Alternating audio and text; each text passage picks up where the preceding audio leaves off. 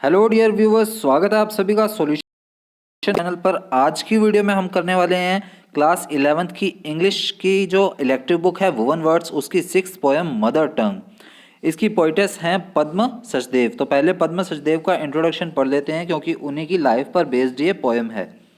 तो पद्म सचदेव के बारे में इंट्रोडक्शन दिया हुआ है दैट पद्म सचदेव बोर्न 1940, यानी कि पद्म सचदेव का जन्म कब हुआ था? 1940 में, और हुआ था जम्मू कश्मीर के अंदर। ये यहाँ पर दिया नहीं हुआ, आपको ध्यान रखना है, इनका जन्म जम्मू कश्मीर के अंदर हुआ था।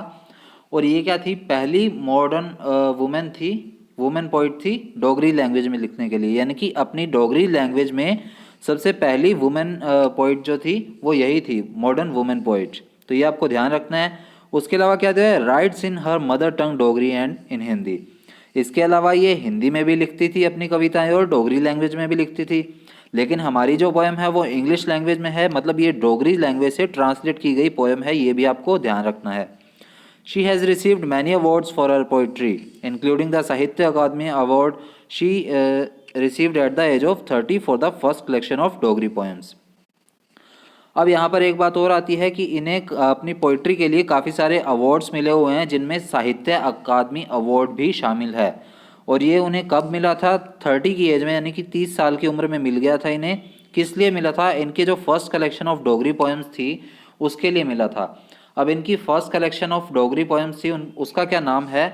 माई पोएम्स माई सॉन्ग। ये नाम ध्यान रखना है आपको। माई पोएम्स माई सॉन्ग्स जो है, इसके लिए इन्हें ये साहित्य अकादमी अवार्ड मिला था। कब मिला था? 1971 के अंदर। और इसके अलावा इन्हें और भी पद्मश्री से भी नवाजा गया है 2001 के अंदर। ये इसमें नहीं दिया गया है, ये भी आपको ध्यान रखना है। पद्मश्री इन्हें 2001 के अंदर मिला था। और ये जो साहित्य अकादमी अवार्ड है ये 1971 के अंदर मिला था। अब ये डोगरी लैंग्वेज जो है ये कहाँ कहाँ बोली जाती है, ये भी आपको ध्यान रखना है। डोगरी लैंग्वेज जम्मू कश्मीर, हिमाचल प्रदेश, पंजाब और जो पाकिस्तान के कुछ हिस्से हैं उनमें ये लैंग्वेज बोली जाती है। तो क्वेश्चन कहीं से भी बन सकता है, तो इसके बारे में आपको पता होना ज़रूरी है। तो हमने बात कर ली अब पोइटस के बारे में। इसके अलावा क्या है इसमें? पद्मश्री के बाद क्या बात आती है? एक शारदे स्क्रिप्ट की। यहाँ पर शारदे स्क्रिप्ट दिया हुआ है। तो शारदे स्क्रिप्ट क्या है? शारदे लिपि है। जैसे हमारी हिंदी भाषा है तो हिंदी भाषा किस में लिखी जाती है? देवनागरी लिपि। यहाँ पर देवनागरी दिया भी हुआ है। तो हिंदी लैंग्वेज जो है देवनागरी लिपि में लिखी जाती है। उसी तरह डोगरी लैंग्वेज को पहले शारदे स्क्रिप्ट में लिखा जाता था। ये बात आपको ध्यान रखनी है। शारदे स्क्रिप्ट के अंदर डोगरी लैंग्वेज को लिखा जाता था, लेकिन धीरे धीरे क्या हुआ, कुछ समय बाद क्या है, ये डोगरी लैंग्वेज जो है वो हिंदी और उर्दू स्क्रिप्ट में ही लिखी जाने लगी। यहाँ पर ये दिया हुआ है Sharada for various reasons came to be replaced by the Persian script. Presently both Persian and Devanagari Hindu and Urdu scripts are used for Dogri. कि यानी इसे पहले शारदे स्क्रिप्ट में लिखा जाता था, लेकिन कुछ रीजंस की वजह से क्या है, इसे रिप्लेस किया गया किसमें? पर्शियन स्क्रिप्ट में और देवनागरी में। जो पर्शियन है वो उर्दू लैंग्वेज के लिए लिखी जाती है और देवनागरी जो है वो हिंदी लैंग्वेज के लिए लिखी जाती है। मतलब वर्तमान समय में जो है डोगरी लैंग्वेज वो किस में लिखी जा रही है? देवनागरी और पर्शियन स्क्रिप्ट के अंदर लिखी जा रही है। ये आपको ध्यान रखना है। इसके अलावा एक बात और क्या आती है कि डोगरी लैंग्वेज जो है वो हमारे कहाँ लिस्टेड की गई है? यहाँ पर दिया हुआ है Dogri a language listed in schedule 8 of the constitution of India. अब ये जो डोगरी लैंग्वेज है ये हमारे भारत के संविधान के अनुच्छेद 8 में, शेड्यूल 8 में भी इसे लिस्ट किया गया है, इसे जगह दी गई है। तो ये भी आपको ध्यान रखना है। ये तो हो गया हमारी पोइटेस के बारे में। आगे हम बढ़ते हैं। जो मैंने बताया है वो लगभग लगभग इसमें दिया हुआ है, लगभग सारा कुछ ही दिया हुआ है, लेकिन कुछ एक्स्ट्रा इन्फॉर्मेशन मैंने बताई है वो भी आप ऐड कर लीजिएगा याद से। तो चलिए पोएम की तरफ हम बढ़ते हैं। सो ये जो मदर टंग है पद्म सचदेव द्वारा लिखी गई, इसको स्टार्ट करते हैं। That I approached a stem. अब आई से यहाँ पर क्या मीनिंग है? ये क्यों लिखी इन्होंने पोएम? पद्म सचदेव ने इसीलिए लिखी थी क्योंकि डोगरी लैंग्वेज में जो लिपि थी इनकी, शारदे स्क्रिप्ट, उसकी जगह अब इनकी हिंदी और उर्दू भाषा की स्क्रिप्ट को यूज़ किया जाने लगा था। तो उसका बहिष्कार करते हुए, उसी से नाराज़ होते हुए यह पोएम जो है इन्होंने लिखी है। मतलब उससे सेटिस्फाई नहीं थी कि उनकी शारदे लिपि को बंद किया जा रहा है, उस वजह से सेटिस्फाई ना होते हुए इन्होंने पोएम लिख दी मदर टंग, यानी कि इसमें उनकी मेमोरीज को ये कैप्चर करना चाहती है, इसलिए उन्होंने ये पोएम लिखी है। तो I approached a stem swinging on a reed and asked him to give me a quill.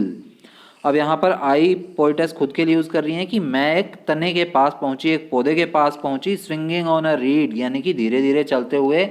Read क्या होता है? एक ऐसा पौधा जिसके मतलब स्टेम से कुछ कलम वगैरह बनाई जाती है। कलम आपको पता होना चाहिए क्या होते हैं।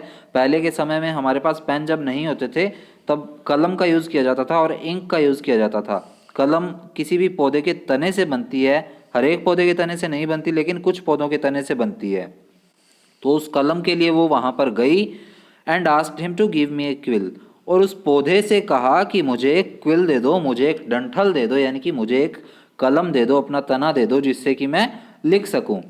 Irritated, he said, I gave you one only the other day. A new one. What have you done with it?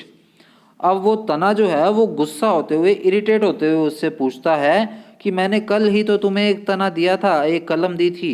A new one, अब तुम्हें एक और चाहिए, तुम इतने का करोगी क्या? Are you some sort of an accountant, कि क्या तुम कोई लेखाकार हो, क्या तुम कोई अकाउंटेंट हो? विद सम शाह, यानी कि किसी शाह के दरबार में, किसी राजा के दरबार में कोई अकाउंटेंट वगैरह हो। राइटिंग अकाउंट बुक्स, जो कि बुक्स का लेखा जोखा रखता है, अकाउंट्स की डिटेल रखता है, लिखते रहते हो।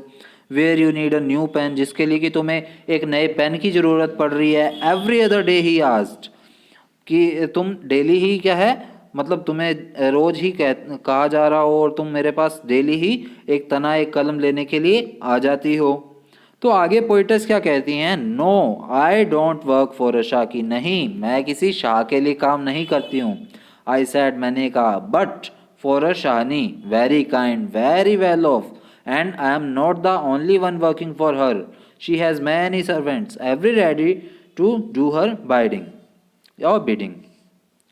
तो अब आगे से पोइटस की क्या जवाब होता है कि नहीं मैं किसी शाह के लिए काम नहीं कर रही हूँ, मैं तो एक शानी के लिए, एक बेगम के लिए काम कर रही हूँ जो कि काफ़ी ज़्यादा दयालु है, वेरी वेल ऑफ यानी कि काफ़ी वैभवशाली है, काफ़ी समृद्ध है। And I am not the only one working for हर, और मैं सिर्फ अकेली ही नहीं हूँ जो उनके लिए काम कर रही हैं।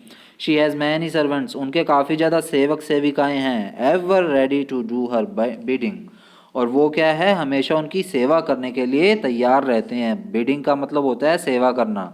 तो यहाँ पर पोइटेस क्या बता रही हैं कि एक शानी है, मैं उसके लिए काम करती हूँ और मैं अकेली नहीं हूँ, बाकी और बहुत हैं और वो हमेशा उसकी सेवा के लिए तत्पर रहते हैं। अब आगे क्या है? That Shani is my mother tongue Dogri, और वो जो शानी है, वो जो बेगम है, वो कौन है? वो मेरी मातृभाषा है, मेरी मदर टंग है, जिसका नाम क्या है? डोगरी है। Give me a quill quickly, she must be looking for me. The reed cut off its hand, gave it to me and said, take it, I too am her servant. अब जब आगे बताया जाता है कि वो जो शानी है वो कौन है, मेरी मदर टंग है, डोगरी है, उसको बताने के बाद क्या होता है? Give me a quill quickly, कि जल्दी से एक तना दो मुझे, एक कलम दो, बहुत ही जल्दी में हूँ मैं। She must be looking for मी, वो मेरा इंतजार कर रही होगी। The reed cut off its hand, और ये सुनने के बाद जो रीड है, जो घास है या पौधा है, वो क्या करता है? अपना हाथ काट देता है और देते हुए क्या बोलता है कि ये लो, इसे पकड़ो, मैं भी उसका सर्वेंट हूँ, मैं भी उसका सेवक हूँ। और इसी के साथ हमारी पोएम समाप्त हुई।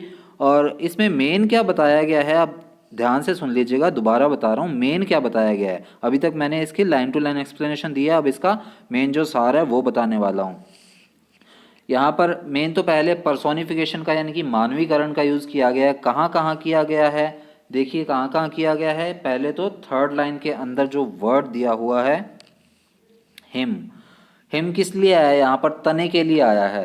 बट पर्सोनिफिकेशन यानी कि मानवीकरण का यूज़ ऐसे हो गया कि तने के लिए हिम का यूज़ कर रहे हैं हम, तो ही या शी हर हिम, इनका यूज़ किस लिए करते हैं? किसी पर्सन के लिए करते हैं। यहाँ पर तने के लिए कर रहे हैं, मतलब पर्सोनिफिकेशन जो है वो यहाँ पर यूज़ हुआ है। उसके अलावा जो फिफ्थ लाइन में इरिटेटेड यानी कि परेशान, और ही फिर से पर्सन के लिए यूज़ हुआ है, इसलिए पर्सोनिफिकेशन आया है। उसके अलावा यहाँ पर क्या दिया हुआ है?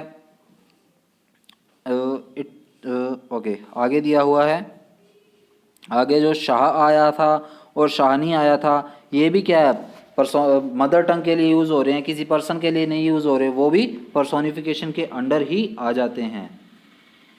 तो लगभग इन सभी से क्या है, पर्सोनिफिकेशन का पता चलता है। और क्या है इसमें, अब यहाँ पर मदर टंग के बारे में बात आती है कि जो पोइटस है वो अपनी मदर टंग के बारे में कह रही हैं कि मैं उसकी गुलाम हूँ या मैं उसकी सेविका हूँ, मैं उसके लिए काम करती हूँ और मुझे उसका काम करने के लिए ही एक कलम की आवश्यकता है, तो तुम मुझे कलम दे दो। और ये बात सुनकर जो पौधा है, जो तना है, वो भी काफ़ी उससे प्रभावित हो जाता है और कहता है कि मैं भी उसी का सेवक हूँ, इसलिए ये लो। वो अपना हाथ काट कर दे देता है। इट्स हैंड जो है वो भी इसी के लिए यूज़ हुआ है। यहाँ पर लास्ट में आया था इट्स हैंड, तो ये भी क्या है, पर्सोनिफिकेशन का ही एक पार्ट है, तो ये भी आपको ध्यान रखना है। तो इस पोएम का मेन सार यही था। इसी के साथ हमारी पोएम समाप्त हुई। मिलेंगे नेक्स्ट पोएम में।